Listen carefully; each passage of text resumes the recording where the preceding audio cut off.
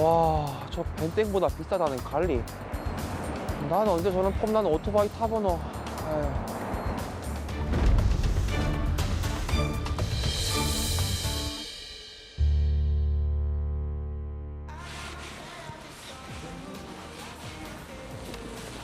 이 형님 또 현질하고 있네.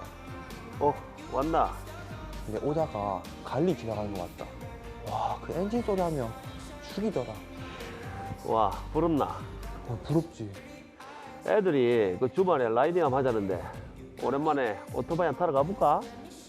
내 면허 아직 못 땄는데. 네 면허 없어도 오토바이 많이 타봤잖아.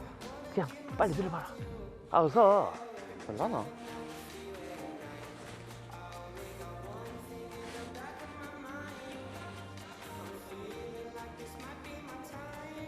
면허도 없는데 빌려준단 말이에요? 오케이, 빌렸다. 진짜? 이야, 그러면 우리 신나게 한번 달려볼까? 가보자, 형님. 그래. 야, 재밌다.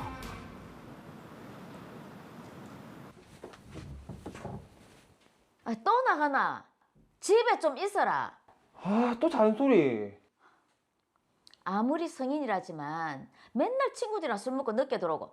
에이, 아니, 다른 집 아들은 아르바이트도 하고 그런다던데. 아유, 진짜.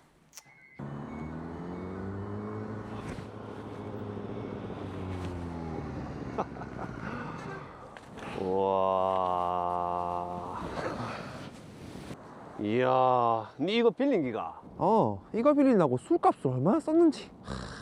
이야, 그러면은 이 술값 뽑게 오늘 한 신나게 달려볼까? 오케이. 이야, 이 죽이네. 우와, 제대로 빌리네.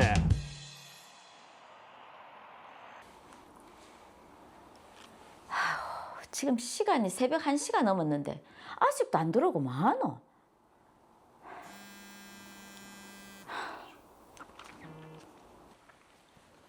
안 들어오나? 에? 누구? 네? 정훈, 네가 사고요? 예, 알겠습니다. 지금 바로 갈게요. 정훈아, 어떡해? 정훈아. 아들은 사고로 뇌출혈이 발생해 의식이 없었습니다.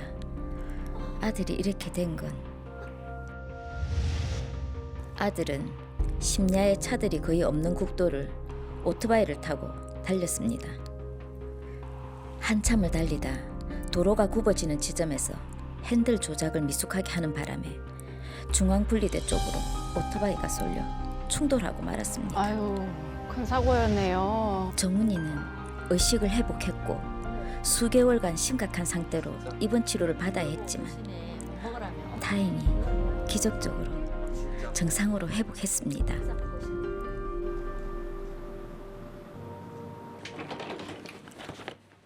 아들, 컨디션은? 괜찮아요. 이제 다시는 오토바이 안 타는 거다. 네. 근데 그거 뭐예요?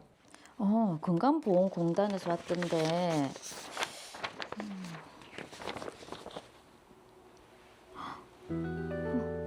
엄마, 왜요? 정훈이 네가 병원에 치료받을 동안 국민건강보험공단에서 병원에 지불한 요양급 1억 원을 모두 반환해야 한단다. 네? 1억 원을요? 그래, 네가 무면허로 운전해서 보험급여를 받을 수 없다는데. 1억 원, 그 큰 돈 어떻게 해야 하노?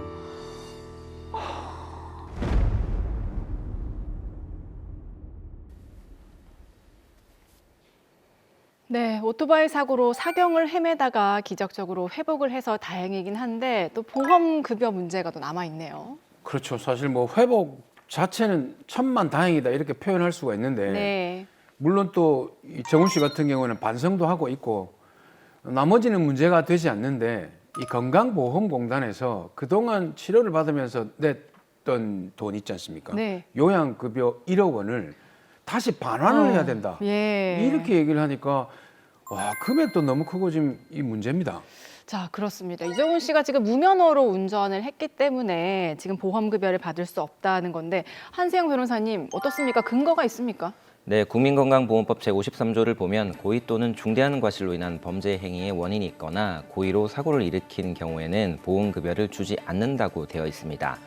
건강보험공단은 이정훈 씨가 면허도 없이 오토바이를 모은 것은 도로교통법을 위반한 범죄 행위이고 따라서 원래 보험급여를 받을 수 없는 경우니까 공단이 병원에 이정훈 씨의 치료비를 대신 내준 부분을 이정훈 씨가 부당이득으로 반환해야 한다라면서 전액 환수를 통보한 것입니다. 네, 사실 뭐 무면허 운전은 불법이 분명하고요. 그렇죠. 지금 뭐 불법 행위를 하다가 다쳤으니까 이 국민의 세금인 건강보험으로 치료를 해주는 것이 맞나 뭐 이런 생각이 들기도 합니다. 자, 들어봤을 때는 건강보험공단의 말도 맞는 것 같은데요. 네, 충분히 그렇게 생각하실 수 있습니다. 하지만 법의 목적을 봐야 합니다. 국민건강보험법 제1조를 살펴보면 이 법은 국민의 질병과 부상에 대해 보험급여를 실시해서 국민 보건 향상과 사회보장 증진을 목적으로 한다라고 되어 있습니다. 즉 이것은 징벌을 위한 형법이 아니라 국민을 보호하기 위한 사회 안전망입니다. 그래서 법원은 급여를 제한하는 사유를 아주 엄격하게 해석해야 한다고 보고 있습니다. 범죄를 저질렀다고 해서 무조건 치료받을 권리를 박탈하면 법을 어긴 사람들이 치료를 받지 못해서 생명이 위태로워지는 결과가 초래될 수 있으니까요. 근데 지금 이정훈 씨 같은 경우에는 병원에서 퇴원을 할 때 네. 치료를 다 받고 퇴원을 할 때 그동안 들었던 1억 원을 내놔라 이렇게 얘기했잖아요. 예. 근데 처음에 치료를 받으러 갔을 때 이분은 무면허 운전이니까 저희들이 치료를 할 수 없습니다라고 처음부터 거절을 했으면 어땠을까? 이거는 좀 불가능한가요? 그러면 또 위험하지는 않았을까 싶기도 하면서 또 한편으로 생각을 해보면 나중에 또 이렇게 큰 돈을 토해낼 일은 없지 않았나 싶기도 하네요. 네, 두 분 다 아주 현실적인 질문이신데요. 네. 결론부터 말씀드리면 병원이나 건강보험공단은 치료 단계에서 보험 적용을 거부할 수는 없습니다. 여기에는 우리 건강보험 제도에 아주 중요한 두 가지 원칙이 숨어 있습니다. 자, 치료 단계에서 보험 적용을 거부할 수 없는 두 가지 원칙 어떤 겁니까? 네, 첫 번째는 요양기관 당연 지정제입니다. 이것은 대한민국 내의 모든 병원과 약국은 법적으로 당연히 건강보험기관으로 지정된다는 뜻입니다. 그리고 건강보험법은 요양기관이 정당한 이유 없이 요양급여를 거부하지 못한다고 정하고 있습니다. 즉 병원은 환자가 오면 건강보험 환자로 받아야지 정당한 이유 없이 당신은 보험이 안 돼 라면서 진료를 거부하거나 보험 적용이 아닌 일반 수가를 매길 수 없다는 것입니다. 네. 그러니까 임의로 병원 임의로 된다 안 된다를 판단하면 그거는 안 된다 네. 이 말인 것 같은데 그럼 두 번째 원칙은 뭡니까? 네, 두 번째는 선지급 후정산 시스템입니다. 우리가 병원비를 낼 때 구조를 한번 생각해 보면요. 환자는 전체 진료비의 약 20에서 30% 정도인 본인 부담금만 냅니다. 네. 그렇다면 나머지 70에서 80%인 공단 부담금은 누가 낼까요? 공단 부담금이니까 건강보험공단에서 내겠죠? 네, 맞습니다. 예. 병원은 환자를 치료하고 환자에게 못 받은 나머지 돈을 공단에 청구합니다. 이때 공단은 환자가 무면허인지 음주운전인지 범죄를 저질렀는지 그 자리에서 즉시 수사관처럼 조사할 수가 없습니다. 일단은 병원의 청구대로 진료비를 지급합니다. 환자의 생명을 구하는 게 우선이기 때문입니다. 자, 그렇기 때문에 이 사례에서도 일단 공단이 1억 원이나 되는 큰 돈을 병원에 지급을 한 거군요. 네, 정확합니다. 공단은 일단 병원에 돈을 줍니다. 그리고 나서 나중에 경찰 조사 결과나 사고 기록을 검토하다가 이 사람 무면허 운전하다가 사고를 냈네.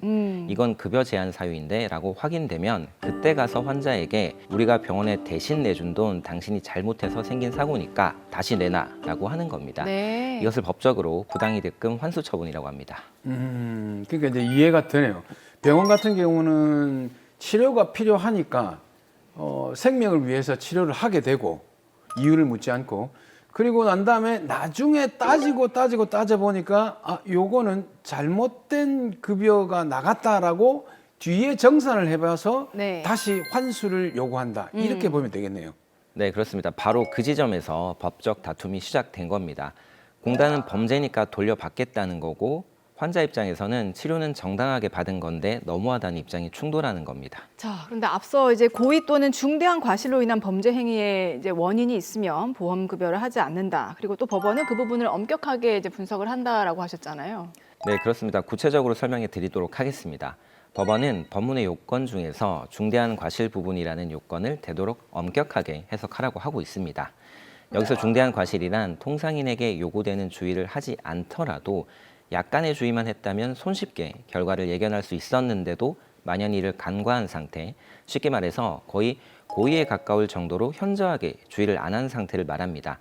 이 정도 과실로 인한 경우에만 보험급여를 제한해야 한다는 것입니다. 자, 그런 내용을 이 사건에 대입을 해보면 지금 무면허 운전 같은 경우에는 내가 면허가 없는데도 운전을 한 거잖아요. 그렇죠. 그럼 이건 고의 범죄 아닙니까? 네, 맞습니다. 그 무면허 운전은 도로교통법에서 금지하고 있는 행위로 내가 면허가 없는 것을 알고도 운전한 것이니까 고의 범죄에 해당한다고 할 수 있습니다.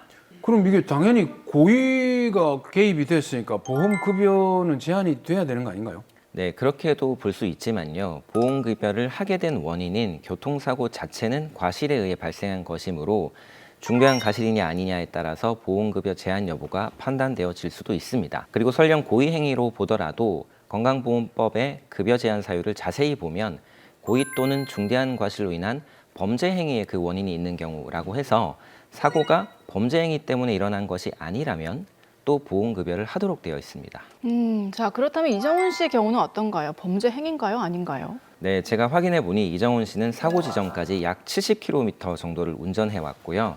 이전에 오토바이를 몇 차례 몰아본 경험도 있었습니다. 네. 이런 점을 보면 이 사고는 면허가 없어서가 아니라 사고 순간의 운전 조작 실수나 부주의 때문에 난 것으로 볼 여지도 충분해 보입니다.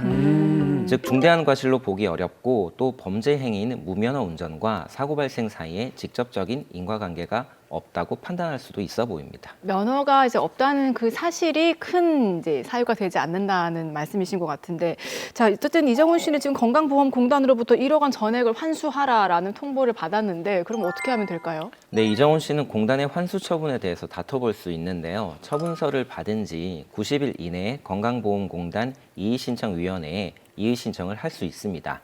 그리고 이 외에도 행정심판이나 행정소송으로도 다툴 수 있습니다. 사실 저는 뭐 이때까지 살아오면서 건강보험공단에서 환수를 하겠다는 통지를 받아본 적이 없잖아요. 그렇죠. 예. 주변에도 다 비슷할 거예요. 음. 근데 실제로 이런 일들이 많이 일어납니까? 그 실제로 무면허 운전 외에도 음주운전과 신호위반 사례에서 건강보험을 적용받아서 치료를 받았는데 건강보험공단이 사고 이후 환수 처분을 하는 경우가 많이 있습니다. 그래요? 이런 경우에도 사고 발생 경위를 검토해서 만약 사고가 오로지 운전자의 중대한 과실로 인해 발생한 것이 아니라면 건강보험공단의 환수 처분에 대해서 다툴 수 있습니다. 굉장히 좀 다툼의 여지가 많은 부분일 것 같아요. 자, 이 사건 마지막으로 정리를 해보겠습니다. 이정훈 씨를 위한 솔루션 제시해 주시죠. 무면허 운전은 절대 해서는 안 될 행동이었지만 건강보험공단의 환수 처분은 또 별개의 문제입니다. 사안을 살펴보니 이정훈 씨는 본인에게 중대한 과실이 없음을 주장해서 환수 처분을 취소할 수도 있을 것 같아 보입니다. 이의 신청이나 행정소송을 제기해서 꼭 판단을 받아보시기 바랍니다.